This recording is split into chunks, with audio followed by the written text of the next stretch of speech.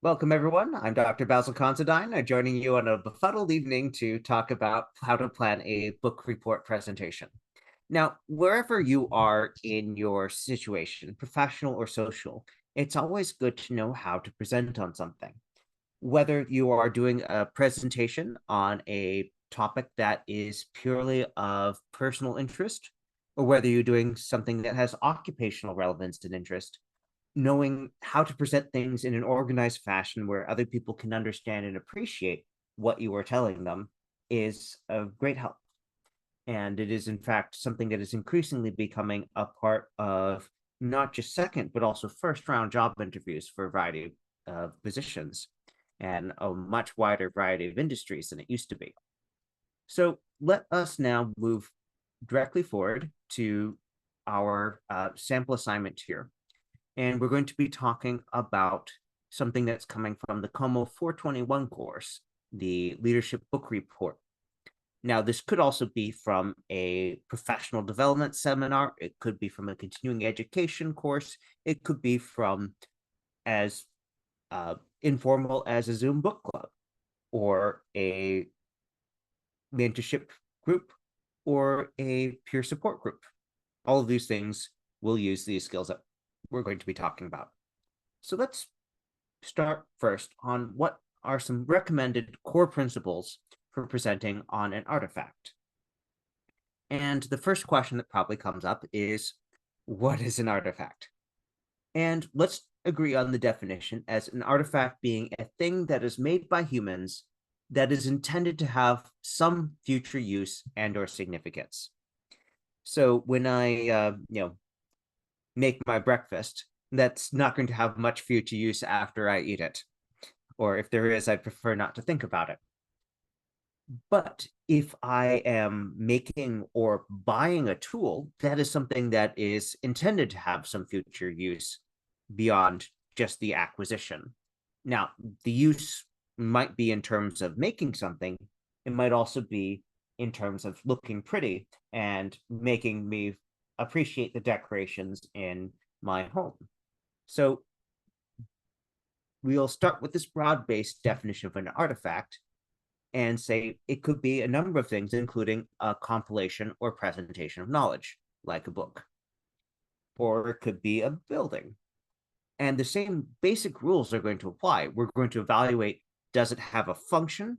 Does it have an aesthetic value? Does it have some sort of necessity that is fulfilled by it? And so if we take the question of what gives an artifact or gives anything meaning, we might define that in terms of necessity. Is it something that's required? Yeah, food is necessary for us to function. Does it have utility?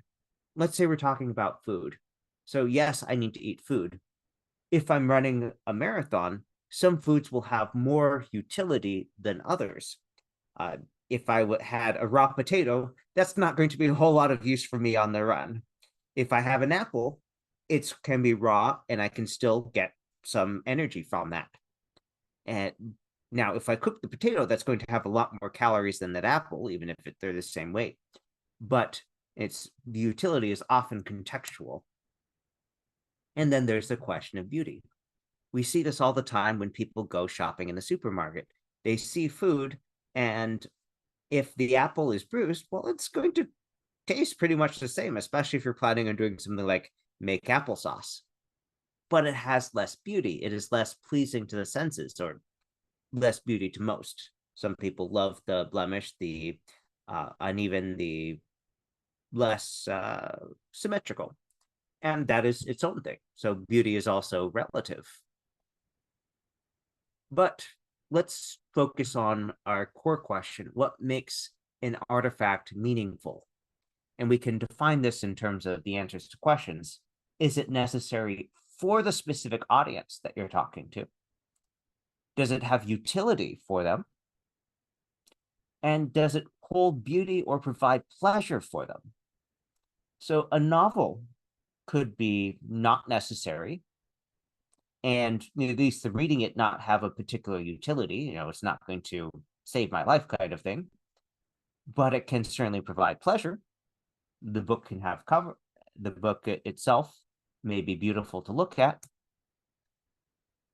And so, therefore, when you're presenting on an artifact, I would suggest that we always begin with clarifying who the audience is, that we identify the creator and any relevant details about the artifact, because there might be something we appreciate in part from its age or when it was produced and overlook other limitations. Clarify the artifact's relevance to the audience and any potential benefits might have to the audience.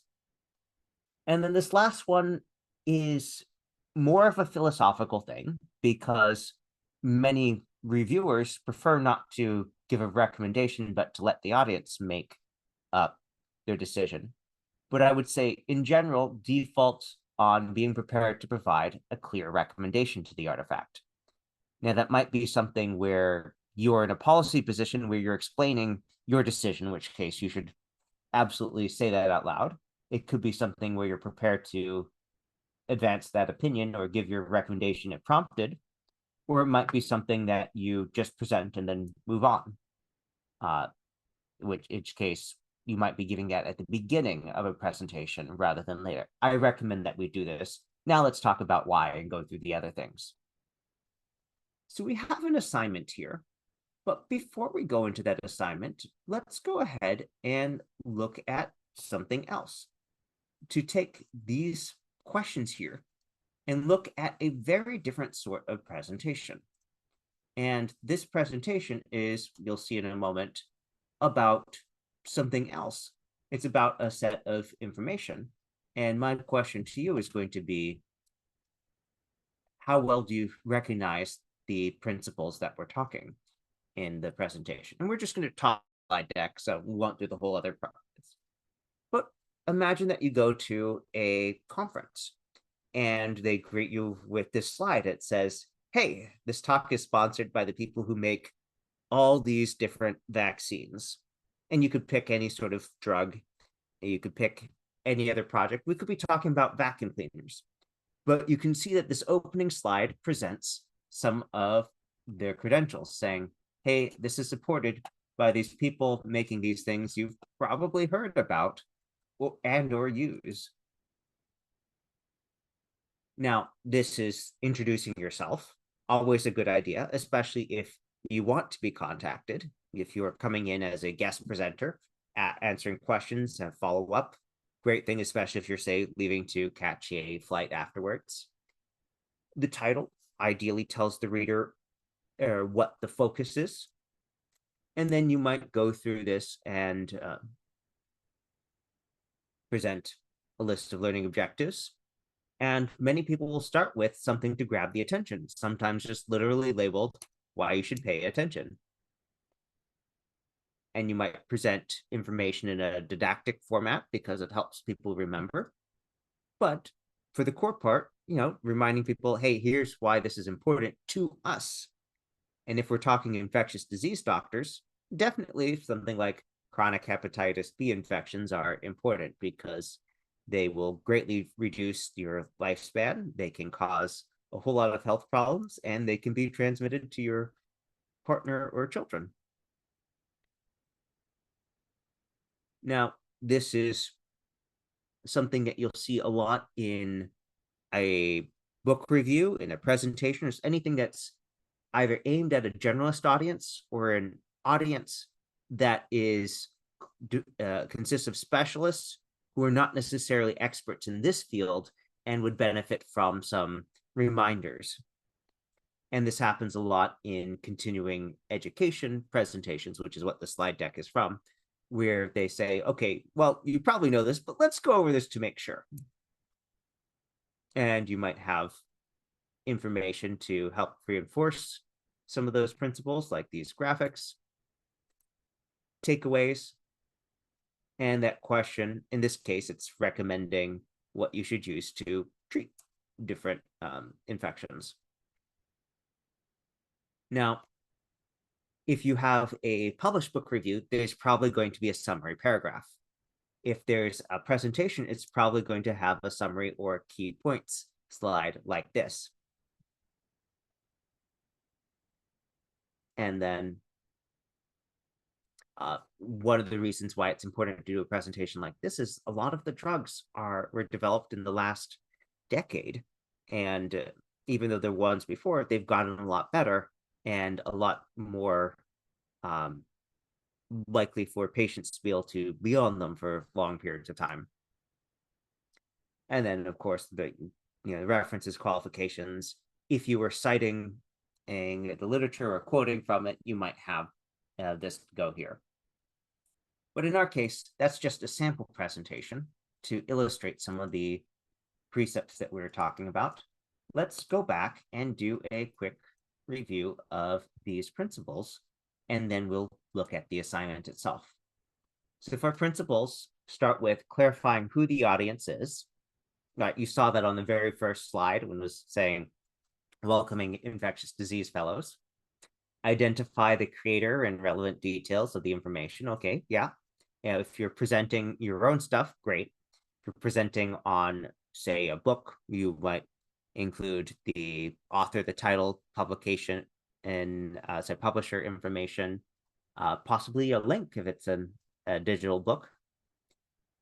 Relevance to the audience, potential benefits, and we might balance these with the talking about if it's not relevant to them or not all of it is relevant, and potential downsides. Okay, with that in mind, let's look at this assignment from Como 421. So this is coming from the Leadership and Communication course, and we see that the assignment says, hey, in a PowerPoint presentation, provide an overview and critique of a selected leadership book. Okay, there's some specific guidelines. It says compare it to course principles, describe who the text is written by, what audience is most likely to find utility, and if those benefits extend to other audiences as well. This is one of those classic questions. Is this going to be relevant and useful for non-specialists in the field?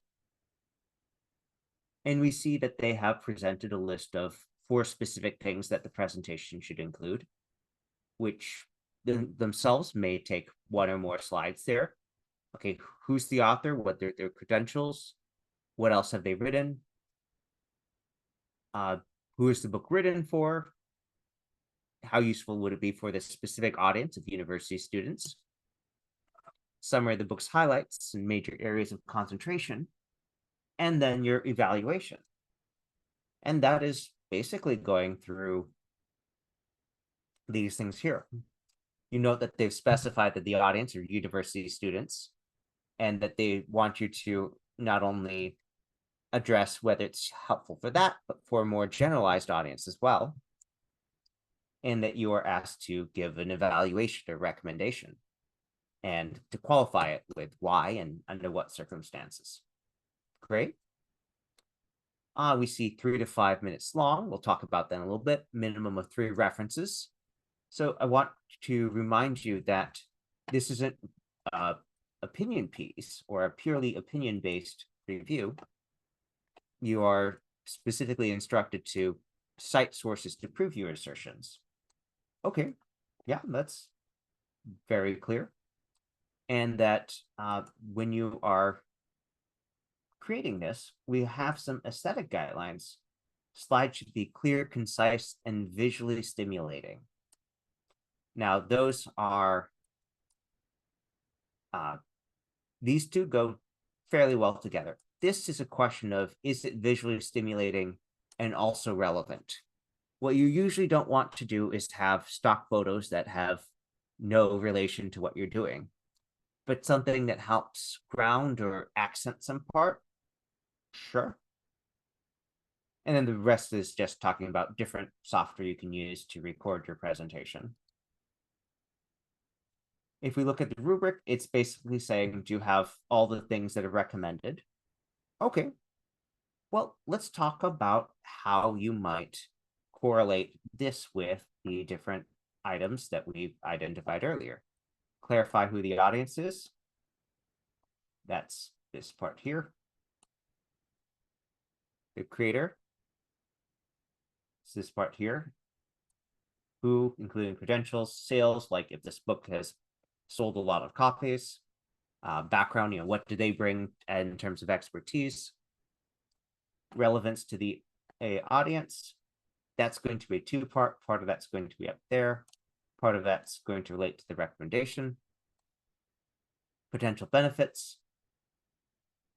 When you're summarizing the key areas, that's not just saying all the content, it's saying all the content and how it's relevant to the audience. And then that recommendation. All right. So where would you begin? Now, this is not something that you have to do in PowerPoint, although you can start. Let me just show you briefly some behind the scenes in PowerPoint. So you have a number of different views. And if I go ahead and I share the slides for this in a different view, then you can see we have this view tab here. And so you can go to the outline view.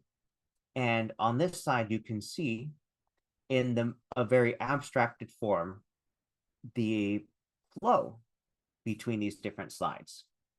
Now, it's not perfect because, for example, we go to resources here. These bullets are not placed in a way that this outline here shows it. But you could absolutely use this to start tracking your organization. Many people will work in Microsoft Word just for convenience, whether they're using a table or not, but you could work in a blank PowerPoint file. So to that end, let's go ahead and create one. And we'll go ahead and work in that as we go along, because there are a couple features in Word that might be helpful. So here we have a blank document here. And let's say we're just giving it a title, leadership book recommendation. If we're reviewing a specific book, that's fine. And you'll see that the designer here will suggest a couple blank templates here. We want this to be visually pleasing without too distracting. Let's go ahead and go with this. Personally, I find this kind of video thing here to be more distracting than helpful, but this one I can get on board with. And we can see, okay.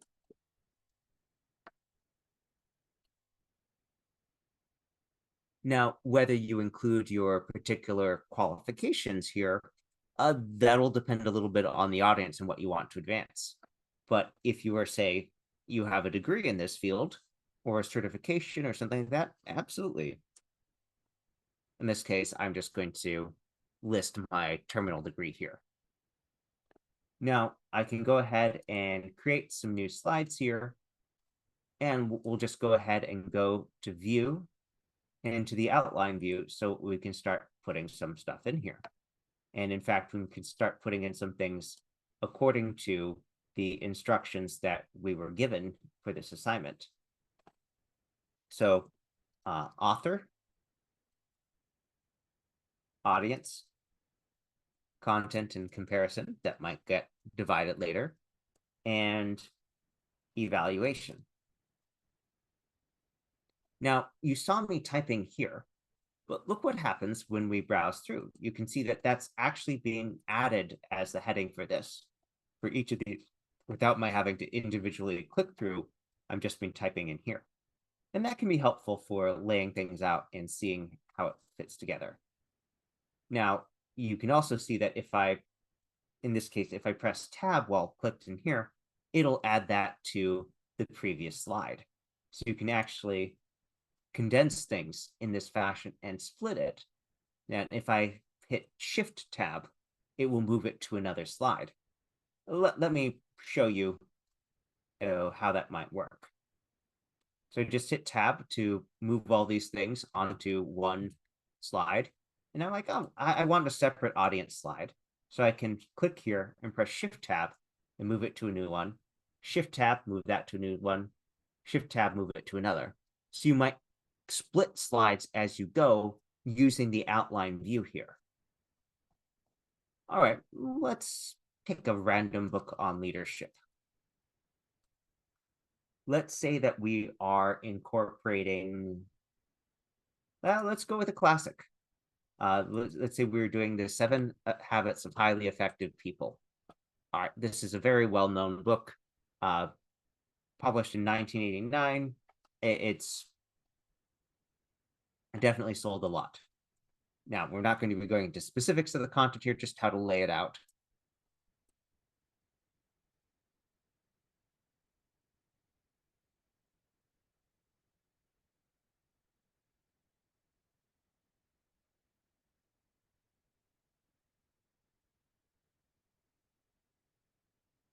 And I might decide to go ahead and paste the book cover here.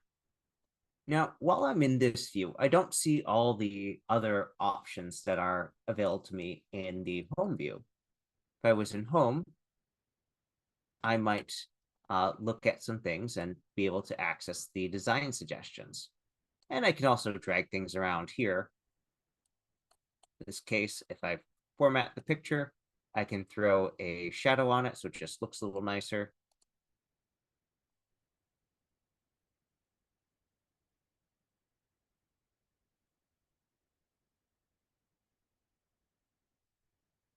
All right, now with this, I have some information here. Okay, tell us about the author. Now, you don't have to have author here. That's just to make sure you get that information here. We can go ahead and displace it by putting in the author and the book title here.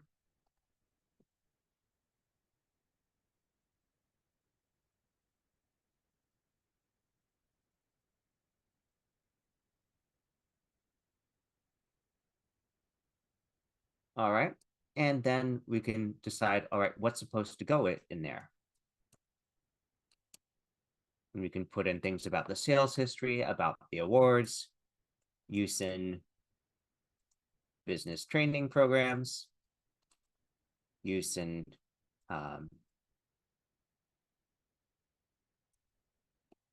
whatever things you are choosing to include there.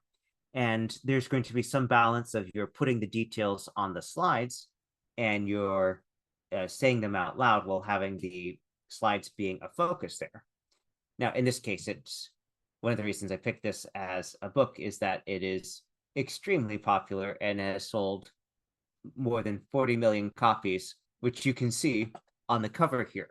And because it says that, you can have the sales history as a reminder to talk about it and then just refer people to the graphic.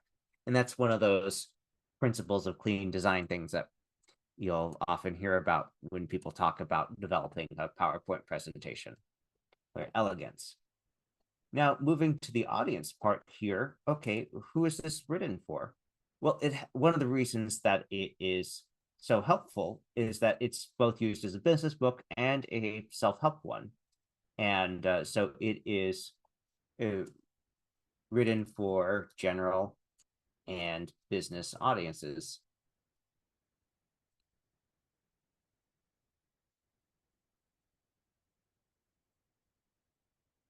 Self-help or self-improvement and business improvement, and talk about those things there. Now, go into more detail. You would want to be reading this book and writing about it, but just laying things out. If you have a slide with 4 talking points like this, it's probably going to take you somewhere around 30 seconds to a minute to cover that. And that is a general recommendation that you'll get, to have a slide take no more than a minute of time talking on it before you move to another thing, whether that's just to refocus the audience's attention or because you want to zoom in on a particular aspect with the featured exhibit. Perhaps there's an excerpt that you're going to discuss. Of course, this slide will take very little time. This, we could introduce the book certainly in 30 seconds and cover all those points. And to demonstrate this, let me go ahead and queue up a timer.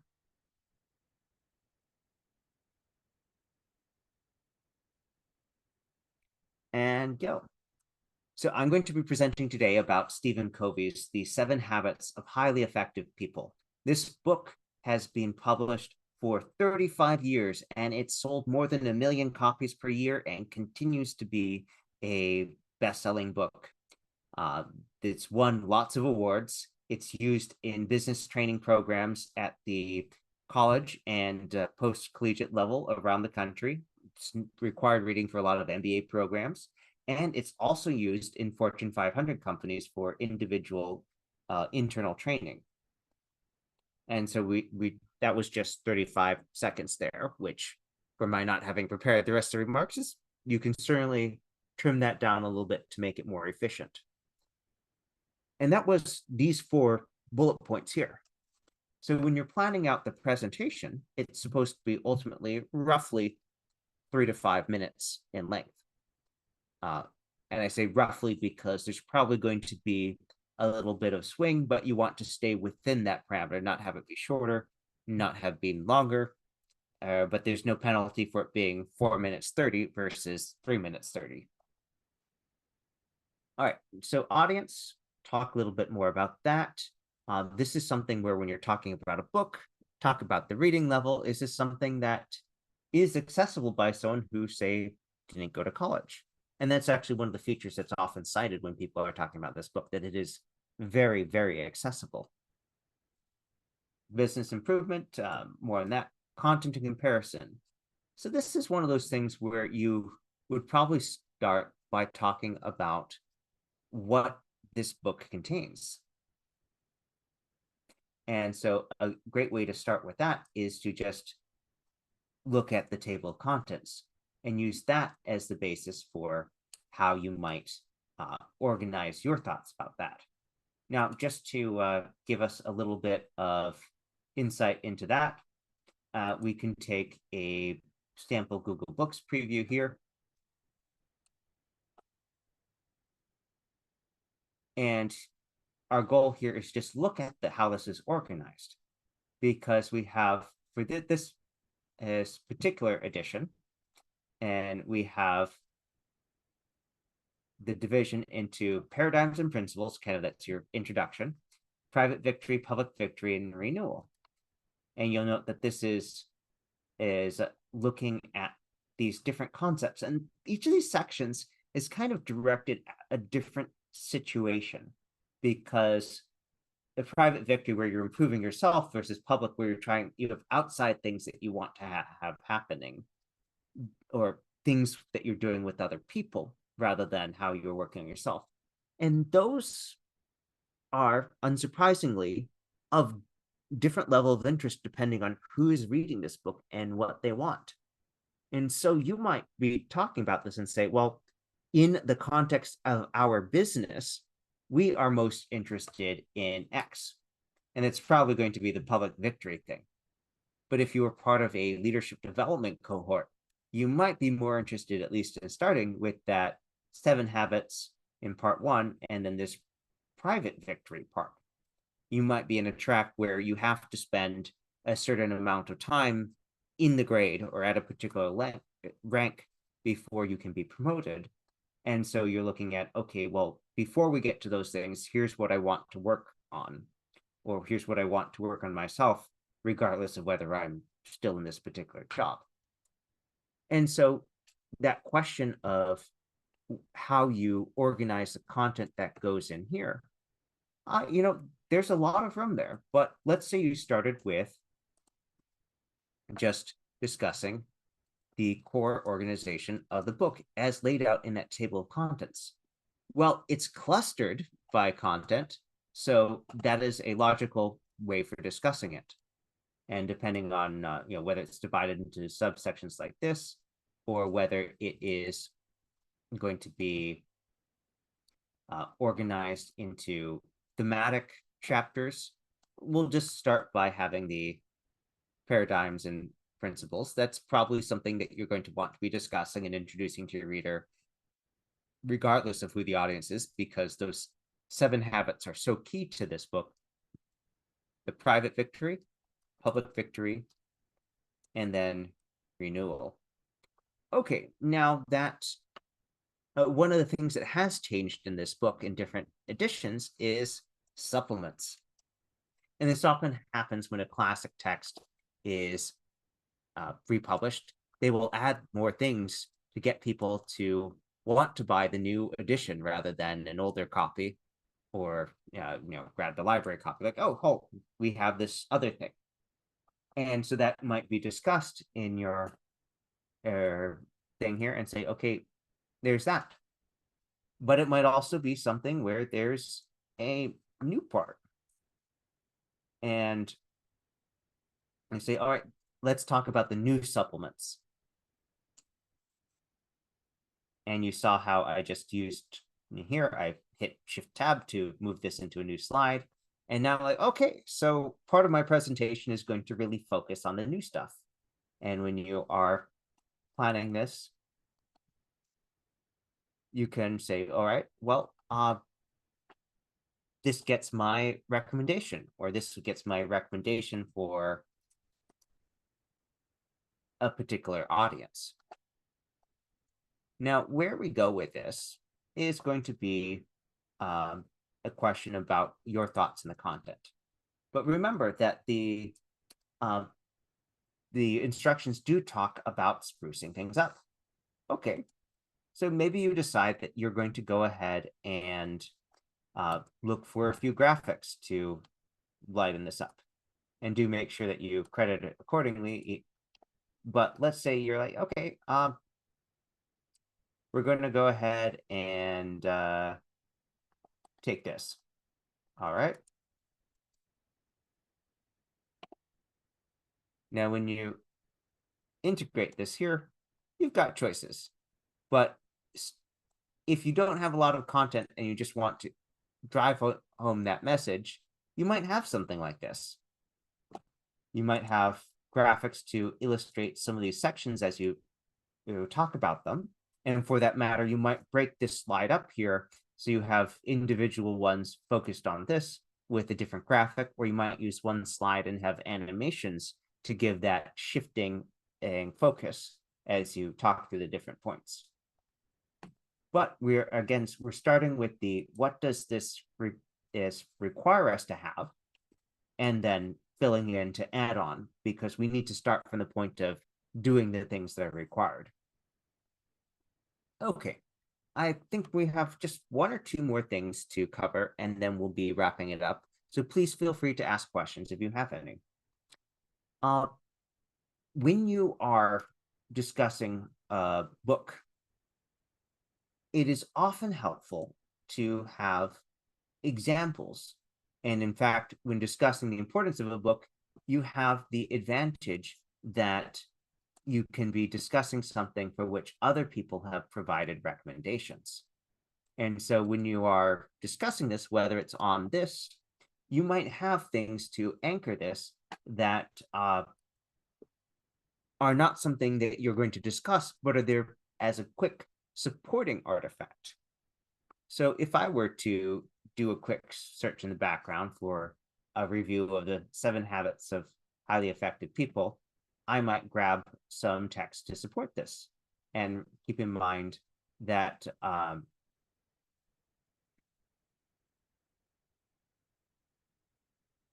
you have the requirement to have at least 3 supporting citations for this.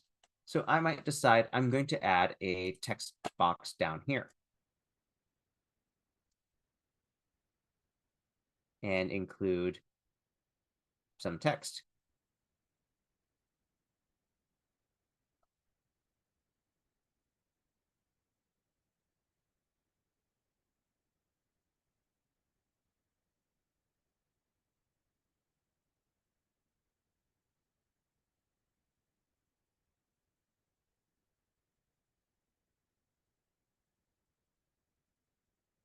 And then, of course, you would want to cite the author. And then because we have this quotation, then we're going to go ahead and need to have our paragraph. We need to have a reference slide. Okay, well, that's easy enough. We'll just go ahead and add one there.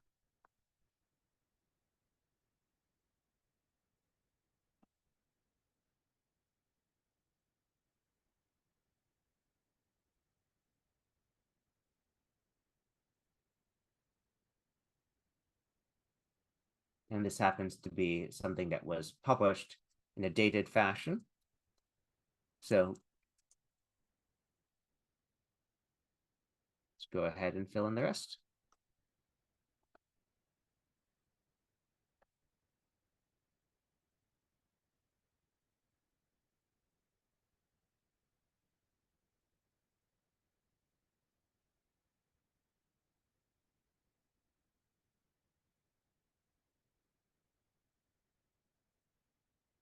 Now, sometimes with how people organize blogs, you might have something that can be classified in multiple categories.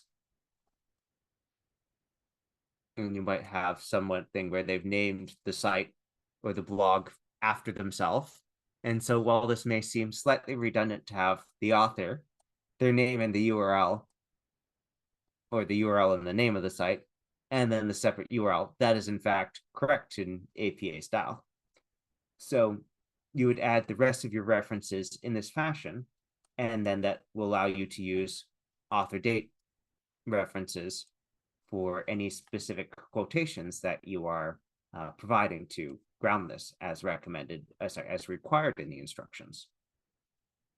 All right, so let's do a quick recap of what we've talked about today.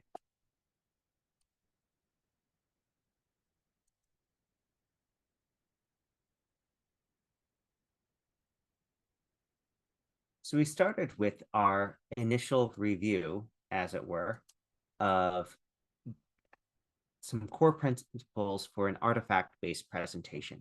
We were discussing some object or tangible set of ideas or information. Could be a video, could be a kitchen appliance, could be, in this particular assignment's case, a book that you are reporting on to some group or some audience. And we talked about how to evaluate it in terms of the meaning that it provides. Necessity, utility, beauty are three good umbrella categories. You can add some more. Ask that question of how do these make it meaningful in terms of, is it necessary? Does it give them that utility? Does it give them pleasure to have or to look at? And when you're presenting on it, how you want to clarify who you're speaking to, because that will determine what sort of things are valued to be highlighted or not valued and either disregarded or valued less. To identify the creator and the relevant details, the artifact's relevance to the audience, potential benefits, and a clear recommendation. Other people have written a lot of stuff about the book that we were discussing, but is it still relevant now? Well, 1989, when it came out, that was a good time ago. I was 8 years old when this book came out. Is it still relevant today? Have the things that have been added to that given value? That's certainly something interesting to weigh on, even though a lot has been said about the book by other authors. They are not necessarily speaking to the exact same audience as you are. And so one of the purposes of this presentation, and one like it, is to identify specifically who your audience is and if or how these are relevant to it. All right, that brings us to a close. If you have any questions, please feel free to email us at onlinewritingcenter@acu.edu. You can go to my.acu.edu and find the Online Writing Center. We have changed our place on my.acu.edu. So if you haven't visited us for a while, just use the search box and you can bookmark our group there. And if you have any trouble, just send us an email and we can send you a link directly. So thanks for attending, and we hope to catch you later.